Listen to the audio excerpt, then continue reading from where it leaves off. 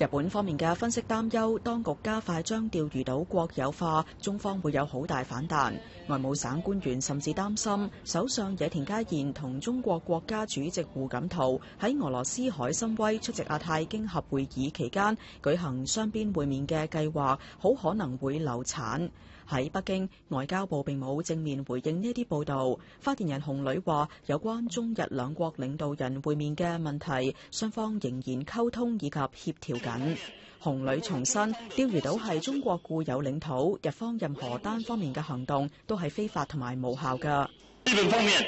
不顧中方的多次交涉，罔顧中方的反對，推進所謂的國有化釣魚島進程，嚴重損害了中國的領土主權，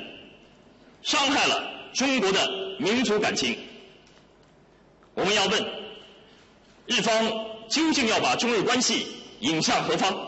日本傳媒報導，日本政府決定以國家嘅名義購買尖閣諸島，即係中方叫嘅釣魚島。內閣官房副長官長濱博行前日去到埼玉縣，同聲稱擁有島嶼業權嘅人磋商，達成共識。日本政府將會付出20億5千萬日元，最快會喺今個月簽署協議。報道話，日本政府會將島嶼維持現狀，唔會好似東京都政府咁樣計劃喺島上修建港口同埋燈塔，又或者係漁船避難設施。不過，同樣提出買島嘅東京都知事石原慎太郎就話，島嶼擁有人否認同政府達成協議。日本內閣官房長官藤村修喺記者會亦都只係話，同擁有島嶼嘅人以及東京都政府多次接觸，具體嘅內容唔能夠透露。